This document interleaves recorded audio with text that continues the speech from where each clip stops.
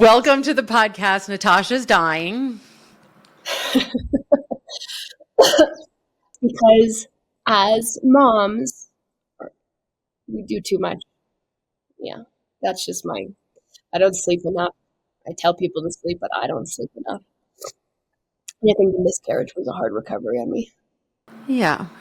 And having a little grace for yourself because you do a lot. I think catching people up, and for those who can't see, we both have greasy hair. Natasha wins. Hers is worse. And and she's been sick in bed for 2 weeks with bronchitis. 10 days, and I finally caved and took antibiotics, and it worked because obviously it was bacterial. And you're slowly recovering. And today we're going to talk about May-December and May just being completely overwhelming and life being completely overwhelming. But before we get to that, just catch people up on like what's happening lately. I mean, you had bronchitis.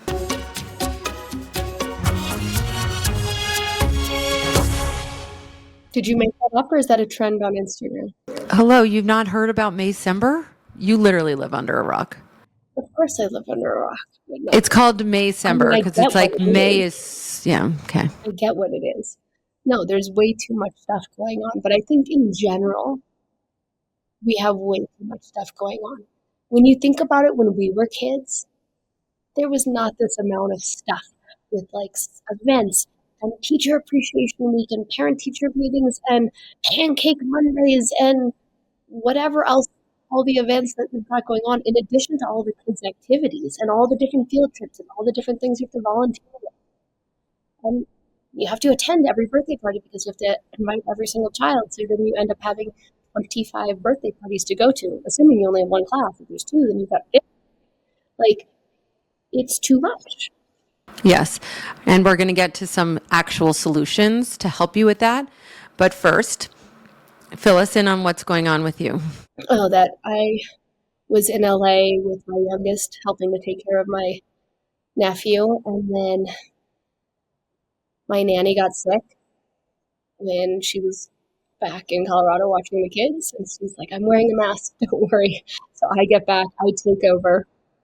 And then, I don't know, a day and a half later, I get it. And I was like, crap. So it was a hard balance and it was hard juggling. It was a lot. So I just went off Instagram completely. That's why no one heard from me for a week. Emily kept messaging me like, are you alive? Because it doesn't stop when you're sick. No, it doesn't stop. And I was messaging with some of your friends, like, I can't believe she's taking Robitussin. Like, things have got rock bottom. Bro, Robitussin with codeine. Let's be clear. I didn't even take a painkiller when I had my 4 C-sections. I was dying. I could not believe how hard this hit me. And I was like, I did all my homeopathy, all of my alternatives, everything. I was like on it every hour, doing all my bone broth, everything. Nothing was working. I was up for 48 hours. Could not sleep because I was coughing so much and I just couldn't sleep. And then I had a sick kid in my bed. My husband was in our guest room. So like I was sitting there on a couch in our family room and I'm like, oh wow, it's 5:30 in the morning already. Trying to get them ready for school. And so I just, luckily none of the girls got it. And my daughter's got viral induced asthma. That was the one that we were the most concerned about because when she gets hit with the virus, it knocks her, especially this because this was like in the chest. I ended up having to take an inhaler. I nebulized with her bronchodilator. Now I realize what it was like to have like asthma because I've never experienced that before. On my list of reels that are upcoming, it's 5 things for anyone who has asthma not to bring into their home. And I think that's a really good one that's coming. Yes, I think that we need to do that one. But the codeine, oh my God. My friends were making so much fun of me. I sounded high. I was like, I feel like I'm high. That was insane. I was like, I'm never taking that. But you know what's interesting is the prescription stuff doesn't have the dyes in it. All the over-the-counter, I was like, my husband got me all the over-the-counter stuff. I was like, I'm not taking this. Look at how much crap is in here. I was like, why can't they make like the main ingredient in like Mucinex, like guanfacine? Why do they have to add every single artificial dye in there? What is the purpose? I am so frustrated. I feel like I need a whole detox after this whole week. Yes, and you will. And lots of saunas. We'll get there. All right. Let's move to our quick little other segment called Millennial Must-Haves. I have one. She's like, let's talk about our must-haves. Wait, I have one. Okay. Wait, it just came to me. It's yours, but I'm going to say it. Okay. The Amazon cutting board. Oh, the wood cutting board I found, right? Great find, Natasha. I love it. When people don't get that when I'm sitting up at the middle of the night and I'm on my phone, which you shouldn't be, on Amazon looking at random stuff. Yeah, you found a good one. That was a good one. And made in the United States. I know. It's all clean. Any others? Oh yeah, the B Micro freeze-dried microgreens. Obsessed. They're like got a nice crunch to it too, so you can like throw them in a sandwich, throw them in your eggs. So it's not like powdered microgreens. It's like actual microgreens, but frozen. Well, not frozen. They're freeze-dried. Right. Emily does not know how to go in the kitchen. I'm gonna just throw you under the bus. She's like, they're frozen. I'm like, they're not frozen. You know the stuff that like when we were kids and like, like the space food, like that's freeze-dried. That's freeze-dried. Right. Okay. I need to up my antioxidant game. I'm very conscious of that after Dr. Viv sent in Substack about it today. There was an antioxidant she had on there that I never heard of. What did she put on there? Chokeberries. Chokeberries, yeah. Oh, you have those laying around? I mean, no, you have to get them, but Where do you buy chokeberries? That's what the question I asked. She hasn't responded to me yet in my Substack comment. you could just text her, but okay. Where do I buy chokeberries? You guys, chokeberries have like 1,400 milligrams. Are you going to read the actual unit correctly? I don't know. Anyway, that one is the top in terms of antioxidants. And so if you've never heard of chokeberries like me, or if you're like Natasha and just happen to have random shit like that laying around the house, start eating them. I think I'm actually killing her with this podcast. Probably, yes. I have to drink my tea so I don't sit there coughing incessantly because she's making me laugh. So chokeberries are going to be on my Millennial Must-Have soon. Okay. And then down from that, in terms of the berries that are antioxidant, chokeberries, then elderberry, then black raspberry, then black currant, then blueberry, then red cabbage. Not a berry, I get it. And then some of those berries are harder to find unless you grow them yourself. Chokeberry, if you find a good one, send me a link. You'd have to find them in like I don't know, like a powdered form or something. That's, I think, what I was seeing online. Unless you go to the farmer's market during certain times of the year. Oh, are they seasonal chokeberries? Yes. Like saying it. It's like everything is seasonal. Oh my God, you're making me laugh. All right. I feel like there was another must-have that I had. My Wyldr cup. I've been living on this because it keeps my tea hot. I love that you just brought that up. They emailed me yesterday. I've been emailing with them. They are coming out with the new lids because the lids are not perfect, even though the cup is amazing. I always take the lid off, yeah. Me too. I always take the lid off. New lids are coming out in end of June. That's awesome. Well, people are going to ask with the tea bags. It's traditional medicinals. It's great coat. I like that blend when I don't make my own loose leaf, blend. But Emily was rushing me to get down here. It's my fault, obviously. Obviously. So on the topic of not making your own tea and trying to do too much, that's the big topic for the podcast today, which is the overwhelm that parents are feeling and some solutions.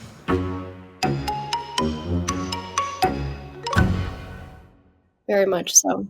I mean, I have it. I feel it. I feel like I am doing way too much and still debating, do I go for if the child, can I handle it? After the miscarriage, that was a lot. It's a lot. You have so much to do, and parents are being asked to do so much. I think that's part of it. And the other part of it is that we feel like we have to do so much. you know? And we have to The ask, like, pressure to show up for your kids. the pressure to show up, the pressure to make sure they're not feeling badly, that they have everything, the pressure of not saying no. But I think that's the big thing that we have to learn to accept, is that we have to learn to say no, and we have to be okay with it. We have to be okay with our no. And a lot of us aren't, and I get it. Like, it's hard for me, but I'm in a place where I have to say no because I have 4 kids. I cannot be physically at everything. My kids have to learn to catch a ride with a friend and go to soccer on their own and figure it out. And they do. I was telling you this story that I'll share here, which is we showed up at soccer in the fall and my son was like, I can't get my cleats on. Can you figure out my cleats? Help me with my cleats, whatever. And he was 8 at the time. And then a mom of 4 boys drops off her son and he comes running out on the field with his little backpack, no parents, because the parents are dropped him off and they have a lot of other kids to attend to. And he grabs his cleats out of his bag, quickly puts them on himself, and runs out on the field. And I shared with that mom later, I was like, look, it's super impressive that your son did this. And she's like, thank you so much for sharing that, because oftentimes as moms, we just feel so bad that we can't attend to things or be at every game or do all the things.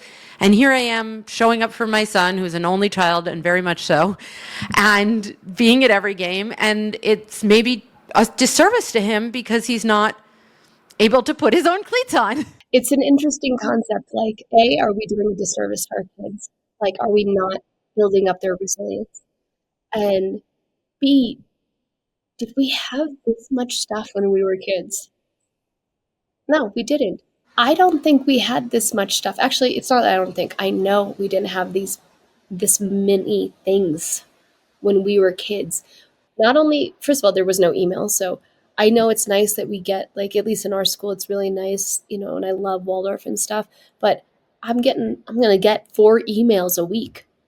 What's going on in the school, what's going on in class, which is nice, but we don't have to know what's going on, but it's because parents are asking for it because they feel like they have to be a part of everything. They have to sign their kid up for everything because either they have a fear of missing out, they feel like they have to keep up with the Joneses or whatever, and they have to get their kid involved in everything. Otherwise, their kid will be like, well, so and so is doing this and so is doing that. I don't get to do anything.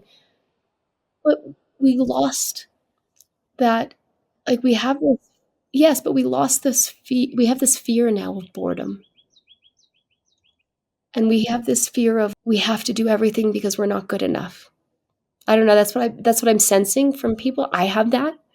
And I had to do a lot of reflecting and processing and thinking about it, that no, I can just say no to it. No, I can't do everything. And it didn't hit me until I was 40. I'm 43. I'm 45. I still don't have it. Listen. And she's dead. But I will say this, like, Maycember was not a thing when we were growing up. We didn't have 1,000 exhibitions or recitals or things that end in May that you have to go to.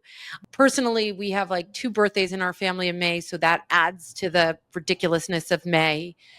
I don't know why May is so difficult, other than like it's the end of year. Did our parents give teachers gifts at the end of year? No, I don't I remember. asked. That's why I know. I kind of remember.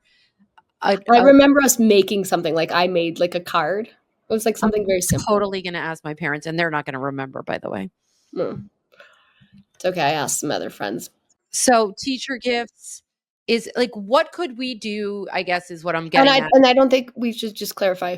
It's not that teachers shouldn't be getting these gifts, because teachers work so Thank incredibly you. hard. Absolutely. And they deserve all these gifts. It's not even the teacher gifting that's that big of a deal. Well, Teacher Appreciation Week is in May, so that becomes, and they deserve it. Yes. I think we just need to spread things out. I think that there needs to be things that are spread out, but I also think that like I remember being excited for wow, we get to have a field trip. It's like 1 or 2 field trips a year, right? My kid had like 4 field trips last month. Exactly. And then they want to have the parent chaperones and volunteers, and your kid is like, "Oh, well, can you come to my field trip?" Totally. He's so mad at me. I never go on a field trip. But who has 4 hours in the middle of a weekday to go on a field trip? No one does. Look, if you're lucky to be a stay-at-home mom or have flexibility, like, but it's hard, and most parents, like, you have to have 2 parents at work. Where are the grandparents? I have no idea. They're either off traveling or they're working themselves or they're just I don't know. Like, we used to have these villages. That's what's missing is the village. The village. I mean, I relied a lot on my sister, I remember, but now she's got 2 kids. I think if I turned to my mom and was like, "I need you to handle Teacher Appreciation Week," she would She'd be like, be like, "What the fuck?" "F you." Like, "What? What is that?" No.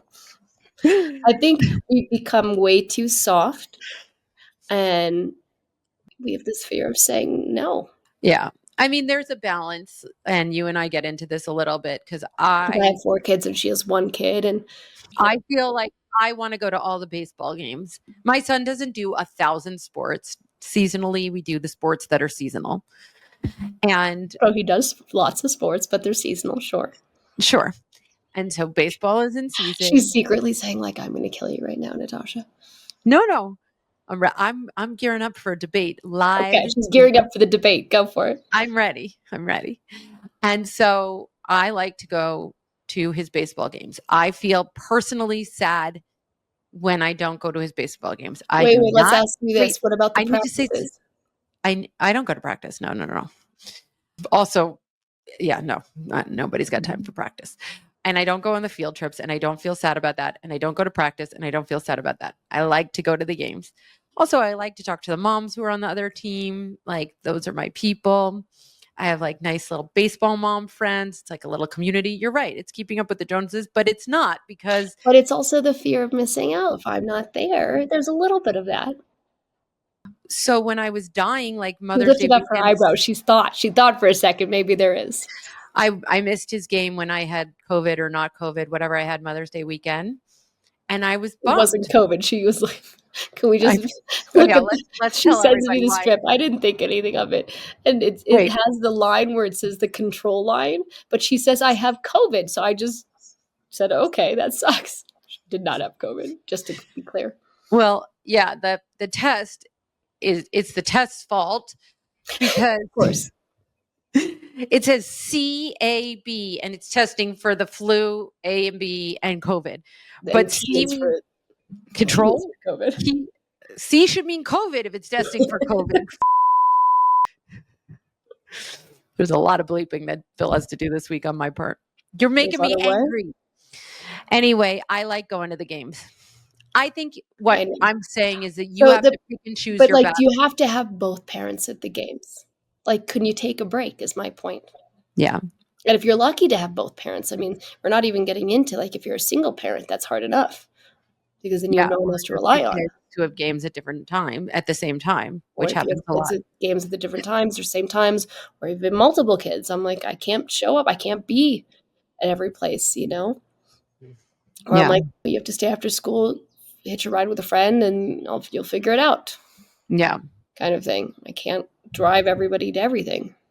But in the long run, I think that helps kids because they build resilience. They are excited about it because they know it's kind of on their terms. They have to be the one to put themselves together. They are the ones that have to remember, oh, I got to bring my soccer bag with me. I've got to bring my ice skating bag with me. Whatever activity they have, you know, and it's on them. And if they forget, that's it.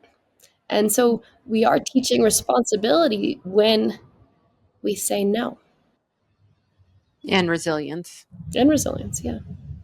It's something to think about. And then the other thing I was talking about with another one of our friends, like, do you have to have these recitals when they're 3, 4 years old? Let's not shame or judge it. Like, look, they look very cute in their outfits, and everybody's like, oh, I need to sign my daughter or son up for this dance or whatever, this class. And they have the recital, and it's very cute. But are they going to truly remember it? No.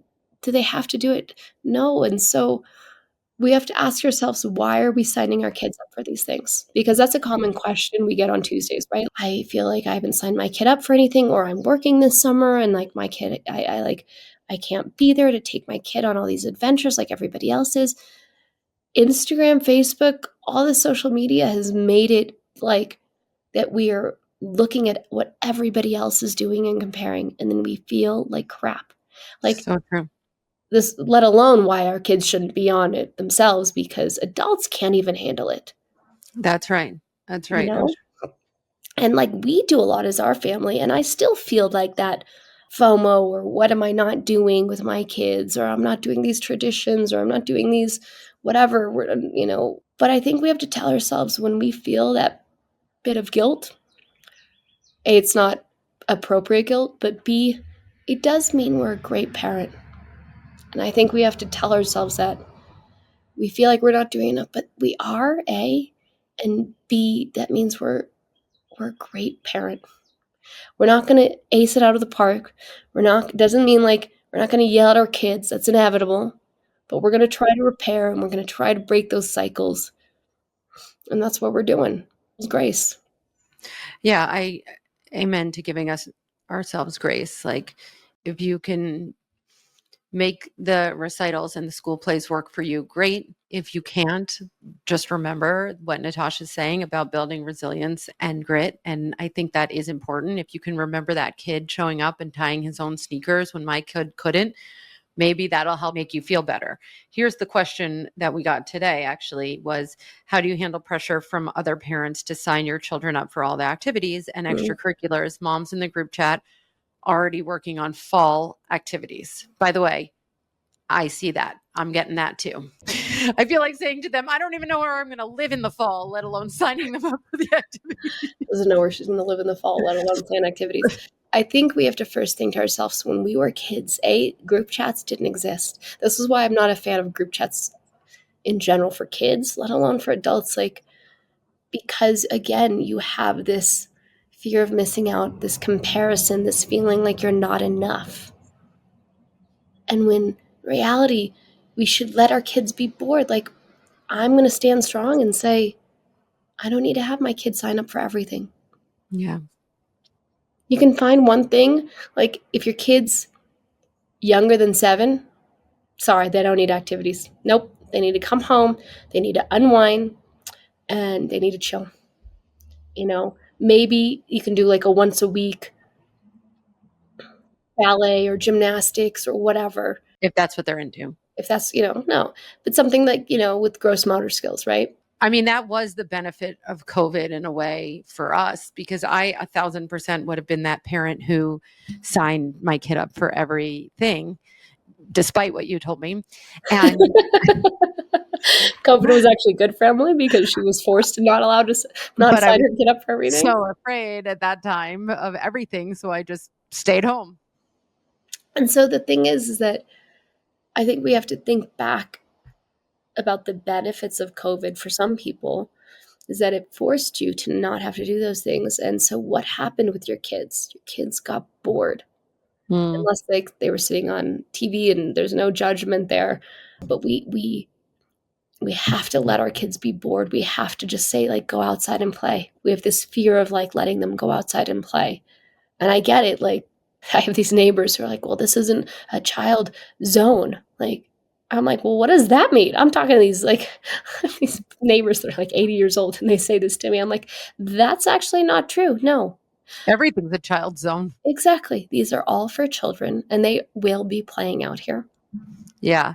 I mean, a friend of mine said to me when I was talking about Maycember and all the screen time discussions, she was saying that she feels very lucky that she lives on a cul-de-sac, because there are other kids who just come outside and play every afternoon. And it's just a thing. And how magical is that? And, most of us don't have that, right? Right. And to try to create like this pressure of trying to create that for our kids so that they're not on screens and we're doing it all and we have them enriched in some way. And again, these are good parents who care about their kid and worry about their kid and want the best, but it's going in the opposite direction. and it's stressing out the parents and it's not making the kids. I want to make a slight reframe there. Instead of trying to say good parents, we got to get away from like the good and the bad parents, like, because like they feel like, oh, if you're not a good parent, that must mean you're a bad parent. No, that there isn't that. There's parents out there that we are trying to break the cycle, and we've got to understand that we are enough. We are enough. And we've got to be okay with our no. Yeah. And with signing up with like the question, what was the question, that she feels the pressure to sign up for her kids' activities during the summer, and they're doing it in the fall already. Oh, yeah. I want to say if your kid is above 7, pick one thing. Pick one thing and say, yeah, we signed up for soccer. That's it? That's all you signed him up for? Yep. And that way he can come home. He has time to wash his lunchbox. He has time to have his routine. He gets to bed early enough. He gets enough sleep. Don't get me started on sleep, how kids today and even adults, we're getting less and less sleep. And that's actually being correlated to so many different diseases that now we're getting, and now kids are getting. I mean, I don't need to tell you that you need sleep too. Well, I know. I'm not taking my own advice. That's why I get sick so much. My own doctor's like, you're definitely not sleeping enough. But it's hard because I can't do it all. You know, I have 4 kids. I do a business. I'm on a number of different boards. I do a ton of nonprofit work. It's a lot. It's hard to do all of it. You know, I've had to cut back on consultations. We do this podcast, and I love doing all the Dr. Organic Mommy stuff, but it all adds up. And I've had to learn that it's okay not to answer every single DM. And you have to think about that for yourself. What are you okay saying okay to? Saying no to. So true. So that's our little tidbit for today.